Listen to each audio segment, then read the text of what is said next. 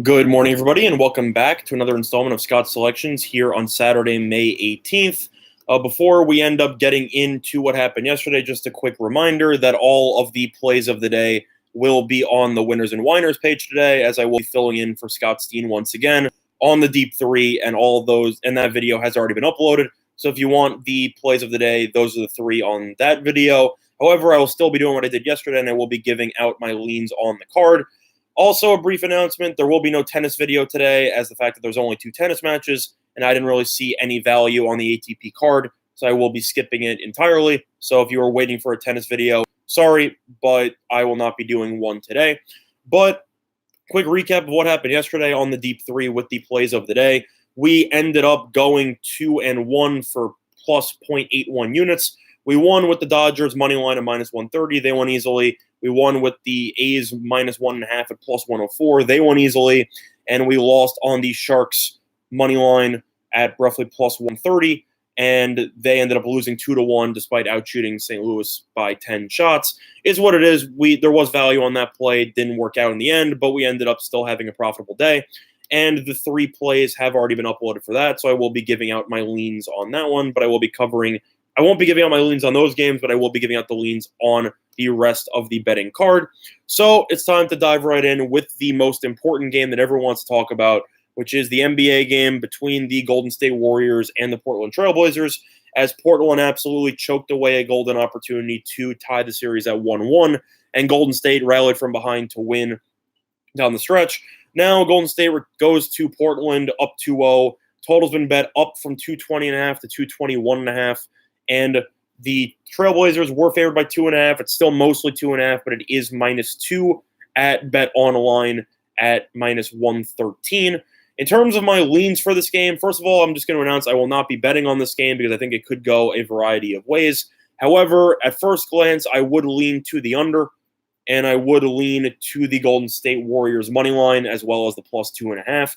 I understand the logic of teams that going down 2-0.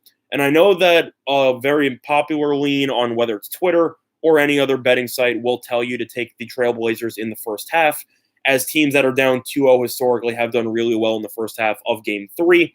But for me, I will be leaning to Golden State here. People want to assume that Portland will be able to avoid getting swept, and there's no reason for me to think that they actually will be able to do that. Golden State is still 30-1 in the last 31 games in games that Steph plays and Durant does not. So Golden State doesn't need Durant.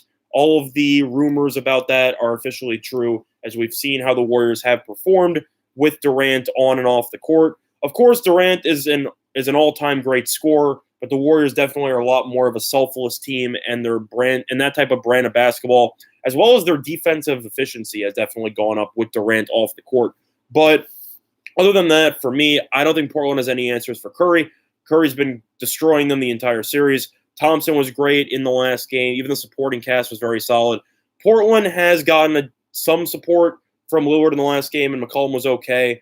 But overall, Portland's big men have been getting outplayed dramatically in the series by whether it's Looney or Bogut or Jordan Bell in particular. So for me, I'm going to lean to Golden State here. Am I going to bet it personally? No. But I think Golden State is definitely a team that you would easily consider betting on at plus money, and I expect Golden State to take a commanding 3-0 series lead in that one, so I will lean to Golden State, and I think Golden State's defense will do a good job of making some adjustments against Portland, as they did in the second half. But in the first half, Portland did whatever they wanted, and Golden State was quick to adjust, and I expect Golden State to prepare a very solid game plan for Portland in Game 3 to make Lillard and McCollum's lives extremely difficult. So I will be leaning to Golden State and the under in that one.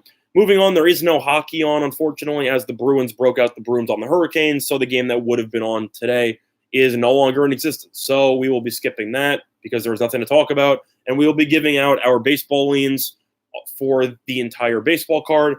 Early game, you have Tanaka versus Snell between the Yankees and the Rays. Rays are currently a minus 130 favorite, give or take. It's kind of a split line. You have minus 120 at Pinnacle and at UWager, but then you have minus 130 and minus 132 at Bookmaker and Bovada, respectively. I don't really get it for me. Tanaka was great against the Rays in his last start. Snell was pretty good, but the Yankees just had a great, thrilling comeback in the ninth inning against the Rays yesterday, and the Yankees are now in first place in the division. I will lean to the Yankees as they will look to continue to keep it rolling.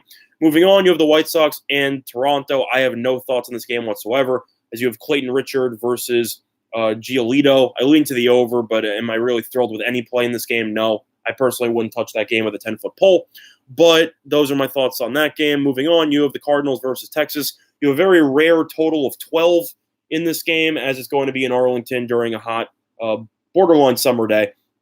And you have Hudson versus Jurado on the mound. I lean to the over there. I think there'll be a lot of runs, and I would also lean to Texas as a small underdog price, as they've been pretty solid at home this season, and they are coming into this game after a solid offensive outburst against the Cardinals yesterday. So I would lean to the Rangers and the over in that one. Moving on, you have the Rockies and the Phillies. Phillies are currently roughly a minus 175 favorite with Nola on the mound against Senzatella. So for me, I lean to the Phillies there, but do I think there's a lot of value with the minus 175? No. I wouldn't really want to touch this game. Money's coming on the over, so I would lean in that direction. But in total, I'm going to pass on that game as well. The Dodgers and the Reds game is actually one of the plays in the deep three, so check that one out. I will be skipping that one in this video. Moving on, you have Baltimore and Cleveland. Very rare thing happened yesterday. Baltimore actually won a baseball game. Do I expect it to carry over? No. I think Plutko will do okay. I think Means is an okay pitcher, but I would lean to the Indians at roughly minus 140.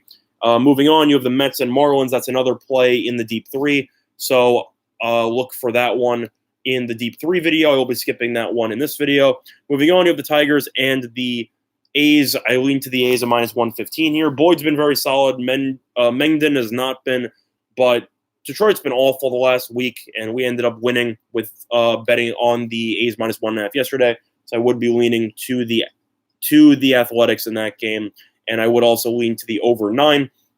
Moving on, you have the Cubs and the Nationals. That is the last play of the deep three, so I will be skipping that play as well. Check out that video on the Winners and Whiners YouTube page if you want that selection for free. Moving on, you have the Astros and the Red Sox with Martin versus Velasquez. I still lean to the Astros, still the hottest team in baseball. They've been rolling. They won again yesterday against the Red Sox. Both pitchers are not exactly anything to write home about, but the Astros' offense has looked better, and their bullpen has looked a lot better. So I would be leaning to the Astros in a very high-scoring game there. Moving on, you have the Braves versus the Brewers. I still lean to the Braves here. Anderson versus Gausman. I lean to the over 9.5 and lean to the Braves. Braves have been rolling lately, especially with Riley now in the lineup. They added another big weapon along with Donaldson, Freeman, and Acuna, I should say. So for me, I think that the Braves should be able to win this game again, and I would lean to the over as well. Moving on, you have the Padres and the Pirates, and you have Durapo versus Margavicius. That's pretty much impossible to pronounce. Either way, I'd lean to the Padres in that game. Padres have looked pretty solid so far in the series. I know that Pittsburgh ended up winning yesterday, but I definitely have liked what I've seen from San Diego's young pitching staff, as they've kind of put a youth-first movement in that rotation, and I like what they had to offer at Petco. So I would lean to the Padres in that one. I personally think Machado might be due to hit another bomb. So I would be leaning to the Padres in that one. Moving on with the next game, we will be looking at the Kansas City Royals and the Los Angeles Angels game. Leaning to the Angels, they're roughly minus 165. Doesn't matter to me. Junis isn't great. Angels have been a lot better recently than they did in the beginning of the season, and the Royals are terrible. So I lean to the Angels and the over there. Moving on, you have Minnesota versus Seattle with Berrios versus LeBlanc. I lean to Berrios, very solid pitcher. LeBlanc's a very contact-based pitcher, and the Twins have a very underrated lineup, so I definitely like Berrios in this spot at roughly minus 138. And moving on, you have Bumgarner versus Godley in the late-night match as the Giants take on the Diamondbacks. I still lean to Godley and Diamondbacks. Props to Bumgarner for a very legendary career in the playoffs, as well as just what he's done in recent years. But the Giants are terrible, and he's having a relatively down year. So for me, I think that the Diamondbacks should be able to score a couple of runs. I don't think the Giants will score anything. So I would lean to the under and the Diamondbacks money line in that one. But check out the Winners and Whiners video if you want my specific plays of the day in the deep three. But as I did in the Winners and Whiners video, I have to relay that we are still sponsored by PointsBet, which is an online sportsbook. in New Jersey that are offering a ton of great promos. So if any of you are living in New Jersey and are looking for a sports book to add to your repertoire, I recommend adding PointsBet.